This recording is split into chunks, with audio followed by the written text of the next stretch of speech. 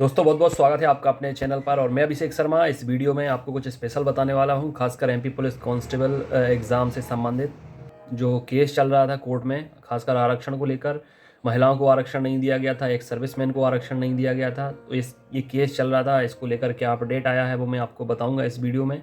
इसके साथ साथ आप लोग जो दुआएँ कर रहे हैं, खासकर मेरी इंजरी को लेकर, लेफ्ट हैंड में इंजरी है, मेजर इंजरी नहीं है, माइनर है। ये जो सबसे छोटी फिंगर होती है, हालांकि मूव तो कर रहा है, हाथ भी मूव कर रहा है, सब ठीक है, लेकिन फिर भी डॉक्टर हैं, उन्हें कुछ भी कम ज़्यादा दिखता है तो वो पॉलिस्टर लगा देते हैं। इस छोटी फिंगर के सबसे लास्ट पॉइंट पर, यहाँ पर थोड़ी सा ये जो पॉइंट है ये मिस हो गया है, थोड़ी अपनी जगह से खिसक गया है, इस वजह से पॉलिस्टर लगाया है। बहुत सारे स्टूडेंट्स अपने अपने क्वेश्चन, अपनी अपनी क्वेरी, अपने अपने सवाल पूछना चाहते हैं, लेकिन मैं आपको प्रॉपर टाइम नहीं दे पाता हूँ, तो बहुत सारे स्टूडेंट्स के मन से थोड़ी सी बददुआएं भी निकल जाती हैं। तो कुछ लोगों को ये भी लग रहा होगा कि अच्छा हुआ है सर को चोट लग गई, सर मुझे टाइम तो देते नहीं हैं, अब शायद टाइम दे देंगे।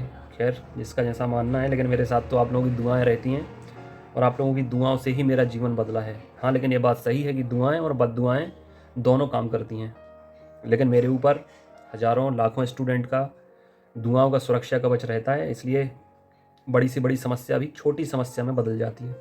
और वैसे भी सर्दियों का मौसम है, सोचा थोड़ा फिजिकल एक्टिविटी कर लूँ। बच्चों के साथ क्रिकेट खेल रहा था, गली क्रिकेट। अब क्रिकेट खेलते खेलते पूरा मन, कहते हैं ना, दिल तो बच्चा है जी, और बच्चे उत्साहित हो जाते हैं, तो वही मैंने भी किया। कैच मेरे पास आया तो मैंने डाइव लगाकर कैच ले लिया, तो उंगली में इंजरी हो गई। सीमेंटेड रोड था, इस वजह से शरीर एडजस्ट नहीं हो पाया। घास होती या क्रिकेट ग्राउंड होता तो कुछ भी नहीं होता, क्योंकि मैं बहुत बार खेल चुका हूँ, बहुत बार ऐसी कैचेस ले चुका हूँ। लेकिन सीमेंटेड कंक्रीट पर, सीमेंटेड रोड पर थोड़ी सी चोट भी बहुत ज़्यादा लग जाती है। एनीवेज, चलिए अब आपको बताते हैं इस वीडियो में ऐसा क्या है। सबसे पहले तो ये जो केस है एमपी पुलिस कांस्टेबल से संबंधित है, और इस केस को हमारे बहुत अजीज़ मित्र श्री दिनेश सिंह चौहान जी, जो चौहान एकेडमी उनका यूट्यूब चैनल भी है, बहुत ख़ास हमारे मित्र भी हैं। हम लोग मध्य प्रदेश में होने वाली भर्ती परीक्षाओं की प्रिपरेशन भी कराते हैं। इसके साथ साथ प्रिपरेशन के अलावा और क्या क्या चीज़ें हैं जिनको स्टूडेंट को सामना करना पड़ता है, जिन सारी समस्याओं का, वो तो ऑलरेडी एलएलबी कर चुके हैं, अधिवक्ता हैं, एडवोकेट हैं। मैं भी एलएलबी कर रहा हूँ। लॉ मुझे इसीलिए करना पड़ रहा है क्योंकि आजकल हर भर्ती कोर्ट में जाती है, और अगर खुद ही एडवोकेट रहेंगे, शिक्षक होने के साथ साथ खुद ही अधिवक्ता रहेंगे, तो अपना पक्ष मजबूती से भी रख सकेंगे। और इसके साथ साथ आप लोगों के एग्ज़ाम के पहले या एग्ज़ाम के बाद में जो इस तरीके से कुछ समस्याएं आती हैं, उनका समाधान भी हम लोग अपने स्तर से कर सकेंगे। तो ऐसा ही उनने किया है। हुआ क्या था कि जो पिछली भर्ती हुई थी एमपी पुलिस कांस्टेबल की, उसमें महिलाओं को और एक्स सर्विसमैन को आरक्षण नहीं दिया गया था, और सरकार की तरफ से ये तर्क दिया गया था कि हम अंतिम चरण में आरक्षण देंगे, पहले चरण में हम आरक्षण नहीं देंगे।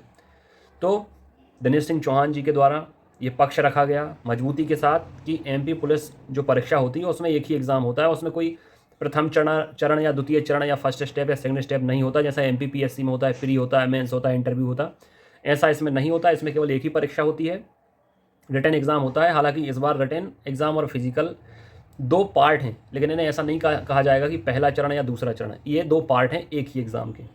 200 नंबर का टोटल रहेगा, इसमें 100 नंबर रिटन एग्ज़ाम के, 100 नंबर फिजिकल एबिलिटी के रहेंगे, उस हिसाब से आपकी मेरिट तैयार होगी। तो सरकार ने अपना पक्ष रखा था, लेकिन उसको चैलेंज करते हुए हमारे जो अजीज़ मित्र हैं, उनने ही बोला था कल, उनने ही मुझे सबसे पहले एक खबर व्हाट्सअप की थी, मैं आपको स्क्रीनशॉट दिखा देता हूँ। और इसके बाद उनने ही बोला था कि आप भी ये वीडियो बनाना ताकि ज़्यादा से ज़्यादा बच्चों तक पहुँचे, ज़्यादा से ज़्यादा बच्चों को पता लगे, अवेयर हों, अपने हक की लड़ाई लड़ें। देखिए, कोर्ट का सीधा सा फंडा ये रहता है, न्याय उसे मिलेगा जो न्याय लेने के लिए कोर्ट के दरवाजे तक जाएगा। अगर आप सोचें कि घर बैठे आपको न्याय मिलेगा, तो बिल्कुल ऐसा नहीं होता है, न्याय नहीं मिलता है। तो जितने स्टूडेंट ने पिटीशन लगाई थी, देखिए उन्हें न्याय मिलने वाला है, क्योंकि सरकार ने एक बार फिर, कोर्ट ने एक बार फिर मध्य प्रदेश सरकार से जवाब मांगा है, ईएसवी से जवाब मांगा है, जो एम्प्लॉयमेंट सिलेक्शन बोर्ड है, जो एग्ज़ाम कराता है एमपी पुलिस कांस्टेबल या मध्य प्रदेश में समस्त भर्ती परीक्षाओं का, उनसे जवाब मांगा है कि आपने जो परीक्षा कराई है उसकी रूल बुक में आरक्षण जिस तरीके से दिया जाना चाहिए उस तरीके से क्यों नहीं दिया है। तो फिलहाल ये अच्छी खबर है उन स्टूडेंट्स के लिए, खासकर उन लड़कियों के लिए जिन्हें आरक्षण की श्रेणी में नहीं रखा गया है, या जो क्वालिफाई नहीं हो पाई आरक्षण नहीं देने की वजह से।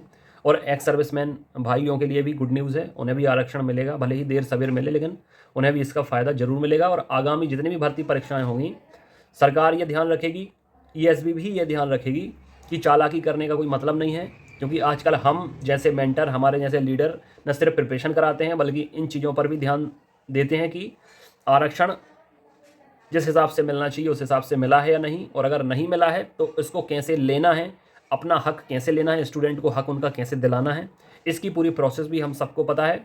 इसलिए आंखों के सामने कोई बेवकूफ़ बनाकर नहीं निकल सकता, चाहे मध्य प्रदेश सरकार हो चाहे ईएसबी हो। हाँ, इस वजह से फिर थोड़ा डिले ज़रूर हो जाता है भर्तियों में, लेकिन न्याय तो फिर मिलकर ही रहता है। तो फिलहाल इस वीडियो में यही बताना था आपको कि जितने लोग उस एग्ज़ाम से बाहर हो गए थे आरक्षण की वजह से, उन्हें फिर से एक मौका मिलेगा। और अभी जो भर्ती प्रक्रिया चल रही है एमपी पुलिस कांस्टेबल की, अगर इसमें नहीं दिया गया होगा तो इसमें भी दिया जाएगा। Don't worry about anything.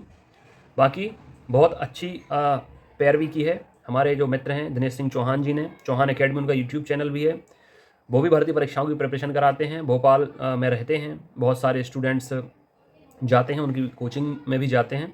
इसके साथ साथ बाकी अगर आपको कोई डाउट हो, क्वेरी हो तो आप लोग पूछ सकते हैं। और जो आगामी भर्तियां हैं इनके नोटिफिकेशन जल्दी आना शुरू होंगे, लेकिन अभी जो हमारे नए नए मुख्यमंत्री जी हैं उनका ध्यान थोड़ी दूसरी जगहों पर है। हालांकि फ़िलहाल वो अभी उन्हें ज़्यादा दिन हुआ नहीं है काम करते हुए, लेकिन अभी फ़िलहाल जितने भी दिन हुए हैं वो काफ़ी एक्टिव मोड में दिख रहे हैं, काफ़ी सक्रिय भूमिका में दिख रहे हैं, जिससे लग रहा है कि आने वाले समय में कुछ बेहतर शिक्षा जगत में भी देखने को मिल सकता है। और मंत्रालय भी अभी सौंपे जाने हैं अलग अलग नेताओं को, तो शिक्षा मंत्री कौन बनता है ये भी देखना होगा, व्यावसायिक परीक्षा मंडल किसके हाथ में जाता है ये भी देखने की बात होगी। बाकी इस वीडियो में इतना ही। अपनी सेहत का ख्याल रखें, कोई डाउट हो, क्वेरी हो तो कमेंट करके पूछ सकते हैं।